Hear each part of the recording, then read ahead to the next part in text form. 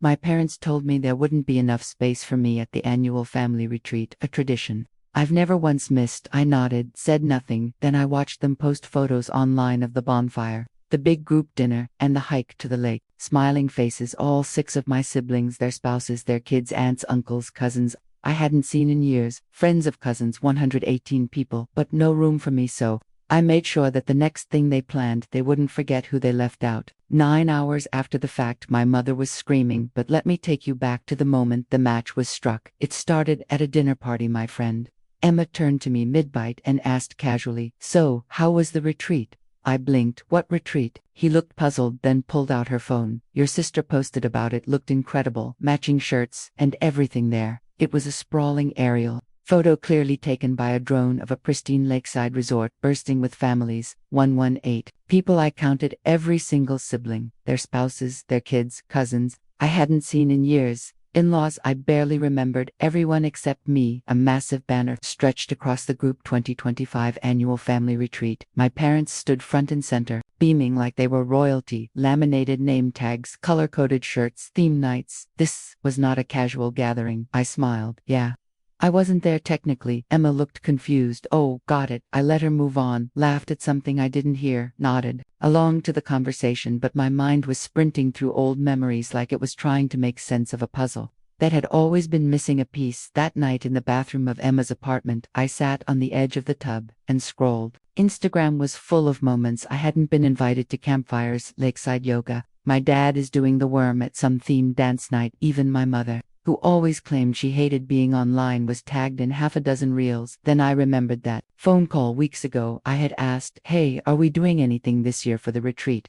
My mom's voice was breezy, distracted. "We're just keeping it small, not enough space for everyone." She said it like she was reading a grocery list, and me, the invisible middle child, I didn't question it. I never did. I'd been trained not to take up space, not to ask for too much, not to make a scene. So I said, "Okay." And I waited for a call that never came. What gutted me most wasn't just that I was left out, it was how deliberately it had been done. This retreat had spreadsheets, budgets, printed t-shirts, a website, for God's sake. Someone had remembered to invite Great Aunt Jean's hairdresser's niece, but not me. And it wasn't new. When I was 10, a birthday party got too full at 15. A lake house weekend happened without me in college. I once found my name left off a group text thread titled Family Brunch, and still, I showed up. Still, I laughed at their jokes. Still, I folded napkins at reunions and helped set out the dessert tray. But not this time. Something broke in me that night, not loudly, not dramatically, but like a bone that finally gave out from stress. The tears weren't messy, just quiet, private, unmistakable. I wiped my face, smoothed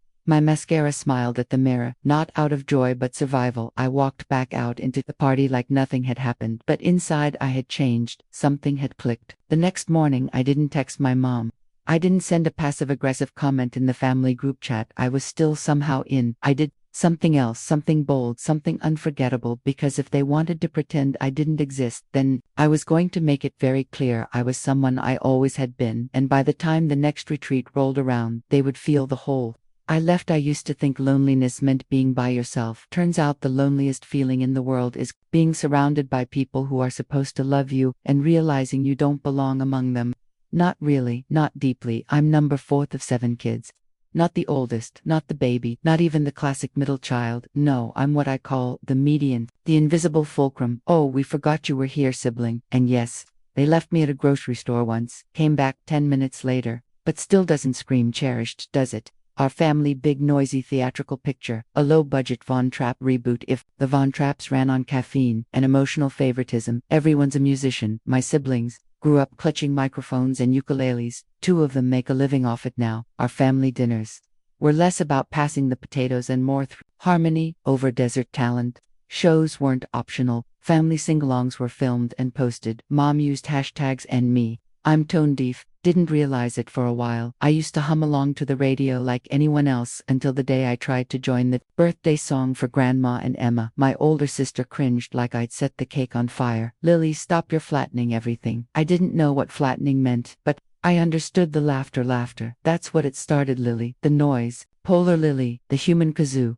At one point, my brother James made a ranked list of our musical abilities. I wasn't even on it. The caption read, Some things defy measurement. It was meant to be funny. Everyone laughed, so I thought maybe I could be the funny one. Humor became my defense. I leaned into clever lines and dry wit, but my jokes never landed.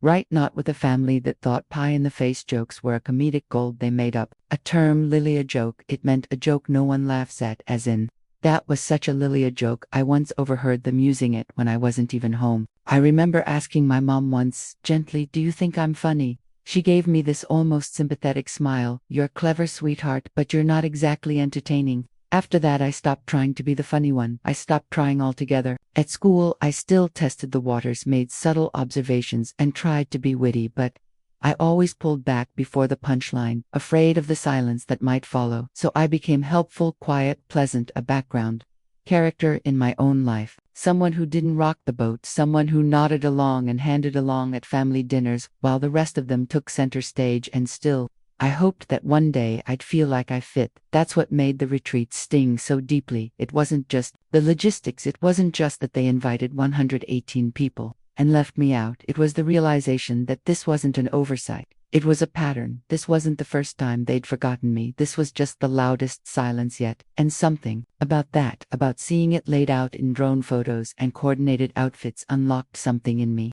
A fury, yes, but more than that, clarity. I wasn't forgotten. I was excluded, and for the first time in my life, I decided that I wasn't going to sit quietly in the background anymore. They wanted a show, fine. They just didn't expect me to be the one directing it. Next 4 years, I didn't know what to do with the ache, so I started writing things down, not as a grand plan, but more like a slow leak. Funny bits, awkward memories, one-liners that would come to me in the middle of washing dishes. I wasn't trying to be a comedian, I was just trying to make sense of the pain, to turn all the rejection into something I could at least laugh at. I didn't tell anyone, especially not my family. The word funny had never lived in the same sentence as my name, not in their house, but I kept scribbling down thoughts, stories, little sketches. One day I found an open mic flyer at the local coffee shop and figured, why not? The venue was barely more than a dark corner in a bar with a busted mic stand and a floor sticky with regret. But when I stood up there, shaking, sweaty, clutching my crumpled notebook, and told my first joke, something unexpected happened. They laughed, not polite chuckles, not pity snorts, real surprised from the gut laughter. That moment was electric. I was hooked. Weeks turned into months. I started doing open mics regularly. I still hadn't told my family. I guess some part of me still thought maybe if I could prove I was funny to strangers, then someday they'd believe it too. Eventually,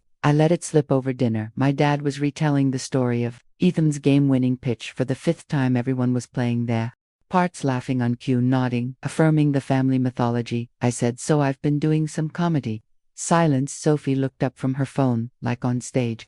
Yeah, little club downtown. James snorted, you on stage. Isn't that kind of ironic? It's not. Carnegie Hall, I said, but yeah, I've been doing sets, real crowds, real laughs.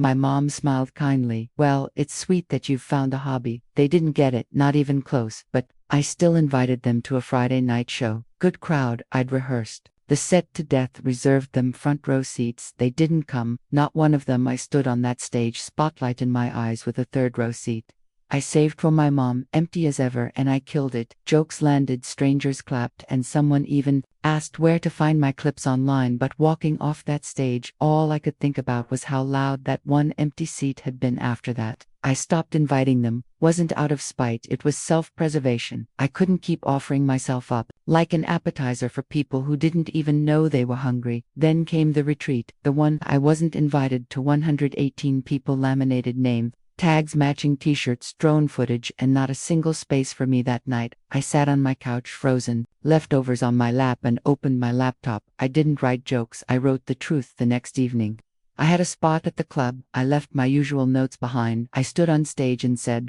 most comedians start because their families laughed at their jokes. I started because mine didn't. They named the bad ones after me, called it a Lilia joke, like a dad joke, but meaner and contagious. The room roared. I kept going. I talked about my musical family, about being the one person who couldn't carry a tune. So I became the punchline instead, about being the family's designated audience member, applauding while they harmonized over dinner. And then I said it last week. My parents told me there wasn't enough space for me at the annual family retreat. Then they invited 118 people. The room went silent for a beat. Then came the laughter, loud, shocked, collective. A few gasps, a no way from Someone in the back. I paused. Yeah, I said. Guess there wasn't enough space. Not at the resort, just in their idea of who counts. I walked off that stage lighter than I'd felt in years. I didn't need their applause anymore. I had my audience now, not for revenge, not even for validation, but for freedom. For the first time in my life, I felt like I was telling my own story, and people were listening. When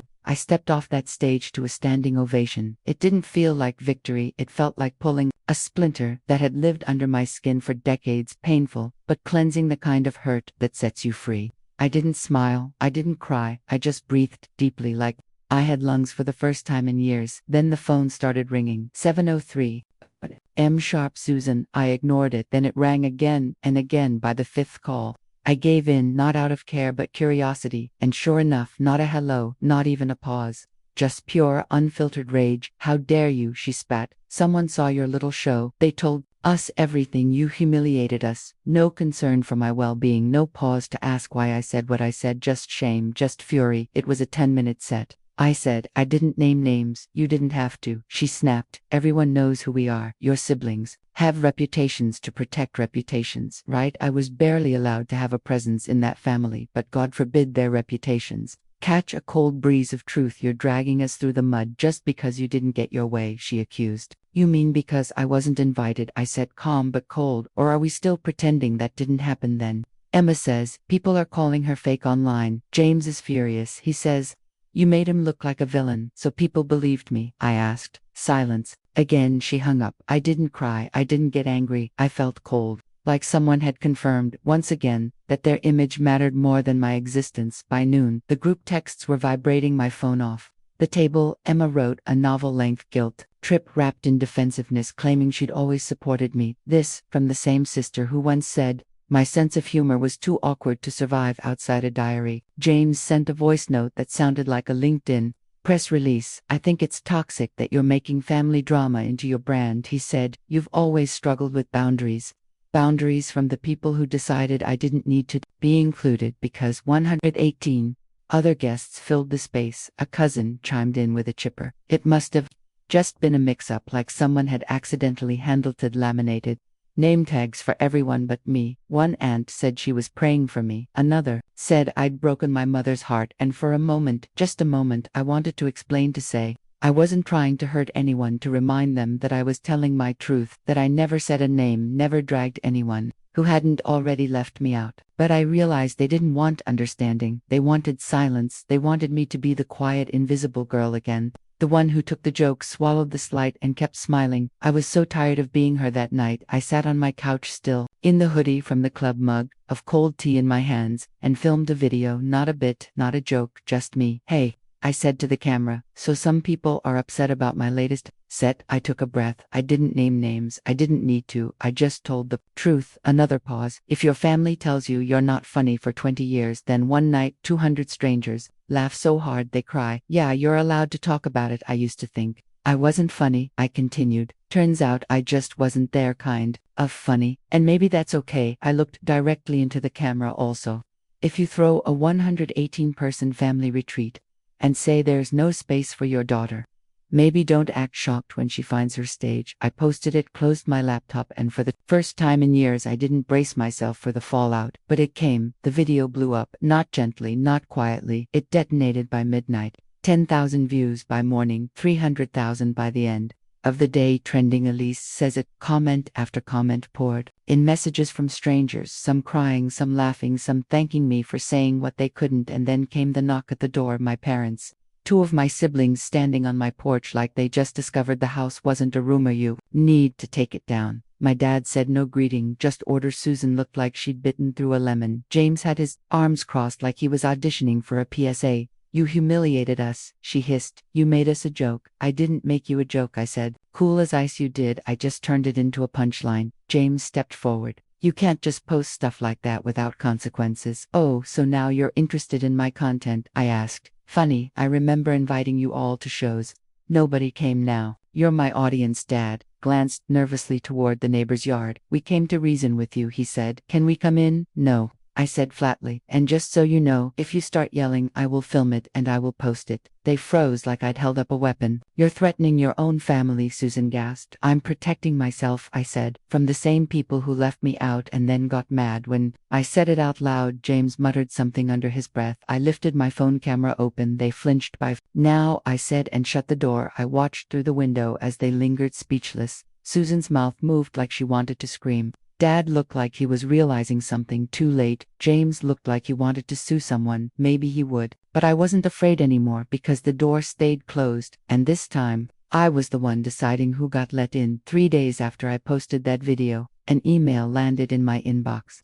Like a soggy, undercooked threat, it was labeled, "You urgent, family concern," in all caps, Times New Roman, double-spaced, like a freshman essay, and signed off "No joke" by James the Enfork.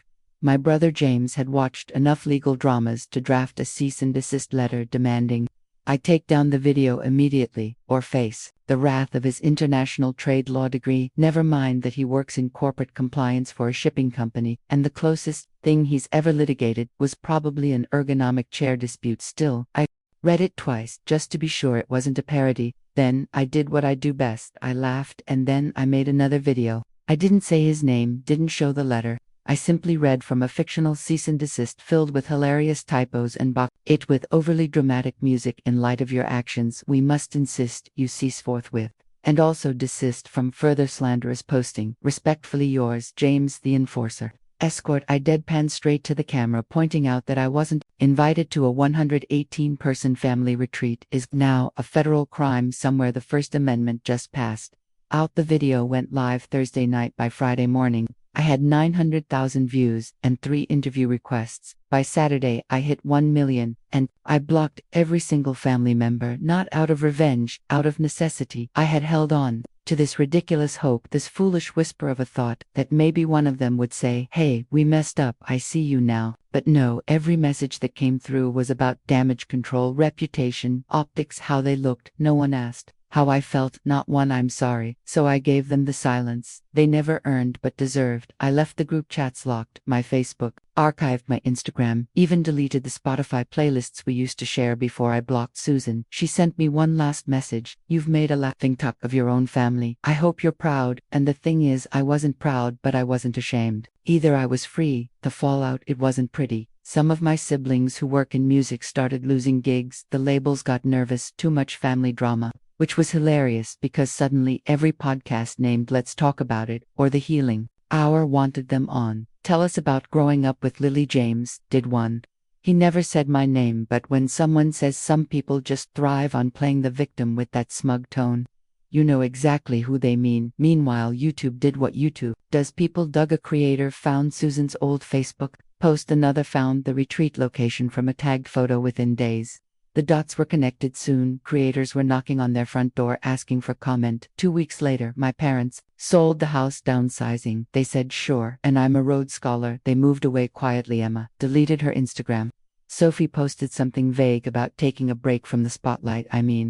I kept going. I didn't gloat, didn't throw a party, didn't post another video dragging anyone. Instead, I got back to what mattered: telling stories, observing life, making people laugh. My comedy shifted less about them, more about us, me and the audience, the overlooked, the dismissed, the middle kids, the joke floppers, the ones who never got invited. And slowly a community formed. People started commenting things like, "You said what I couldn't. I thought I was the only one. Thank you for being real." For the first time, I felt seen, not for what I wasn't, but for who I was. Not a Lily joke, just Lily. And that was enough. Fast forward a year, still no contact, still no apologies. And honestly, I don't miss the noise. I've got real friends now, people who show up, people who laugh with me, not at me. And the comedy, it took off. I quit my day job, started touring, booked sold-out shows in cities I used to only dream about. Now when I step on stage, I don't wonder if I'm funny enough. I don't scan the crowd for familiar faces. I tell my stories, and people laugh, not because